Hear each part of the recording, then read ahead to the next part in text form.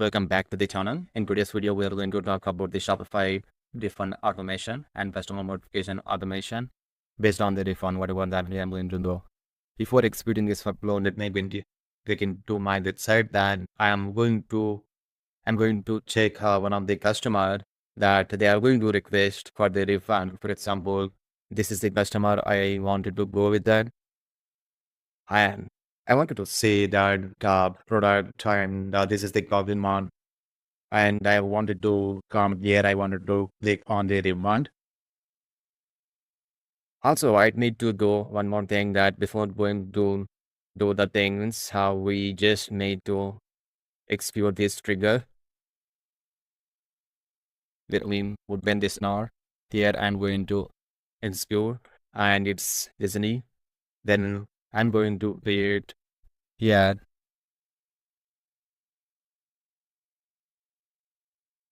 Now, let me click on this refund. Now we are going to see how this trigger was going to pull all kind of data from the Shopify. We can see a lot of fields, lot of data was there, but we are not going to use all the data. Let me open the second node that get order details. Let me execute this. Based on this order ID, we are going to click on the details related to the customer and they click to the order. Then we have another node that set refund data.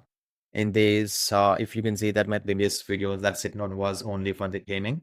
There is hundreds of fields, but we don't need all of them. We just need a couple of fields, columns. Then we are going to get clean data by using this node. After this node, we are going to begin with the Supabase. Supabase was going to check check refund duplicates. For example, if the row was already existed based on the credit time ID, it's not going to insert, or else it's going to create another. We are storing what the clean data we know. All the things was we are going to store in that. And let me execute this there. And we are going to see the related data of the customer and then related data of the product.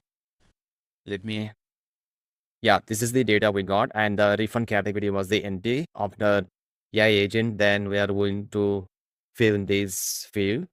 Now we need to get into the another node, that is if not we have two conditions in this. One is the amount, refund amount, as well as the email. If the both conditions should match, if it is matched, then we are going to see the true output. If anything was missing, then we are going to pick into the funds, but we had a true branch, then we are going to execute this AI agent. Of course, always AI agent needs to use a prompt and the system prompt based on that it's going to act. In this project, we added the output parser. For that output parser, we just need to come into this required specific output format. We need to on that toggle button, then we are going to see that structured output parser. In that, we just need to give whatever fields we want. For example, we gave 3 fields. Based on that, we plot a response from the AI agent, that refund category, email subject, this is subject, and this is the HTML. And this is the response that we got from the AI agent. This one was going to receive by the customer. We cannot read this entire one because it's all about the HTML format. When we got when the customer was received that email, then we can able to read that. And whatever field we have empty, that was the kind of category, I mean the refund category. Now we are going to execute this step. Now we can see this refund category was going to field. Whatever the reason, customer was mentioning that damage product. Now this one was done. And let me get into the another one, that final norms. Same thing. Let me open this. Same as like our previous videos. We are going to send an email. And then we are going to send a notification of the Slack. First, we'll check the email. This is the previous one. Let me check. And here we not got anything. So this is the one that we got. I just wanted to say what is that product was the coffee mug. So here we can see that the coffee mug was, and this is the coffee mug, and this is the kind of email that we are going to get from this Shopify. And this is the refund notification. We're reading. I think we got an amount of notifications because previously I tested a lot. At last, we are going to see that Slack notification also we got. Same that whatever that refund was processed.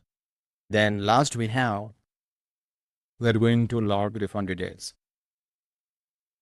Same coffee mark, they were in the same one I tested. Then now what I'm going to do was coming to this Supabase gateway branch. This row was already existed. If we try to exit this one row band, then it's get into the header branch. Then again, we are going to here that's like notification, and I'm with that Gmail notification. Let me come into this duplicate refund detector. Then this is the details, and come to my email. This is not the one that I'm looking for. Is okay without something. So what I'm trying to say was that we got an duplicate refund detected. We got a notification, and then at last we almost tested everything. And coming to this, if not had in another brand than false, if something was missing, for example, something was missing, then we are going to see, we are going to get the details in the false ranks. For example, if the refund item was missing or refund amount was missing and n8n was missing, then at the time we are going to give this notification send refund failure / alert, then send refund failure email, and this set of emails that we are going to refund it. And at last, I just wanted to check it once how it was. I wanted to check it with the another customer. Let me click on this. I wanted to go with this. I don't know what exactly this one, what item it was. It's a t-shirt. I just wanted to request refund for this item.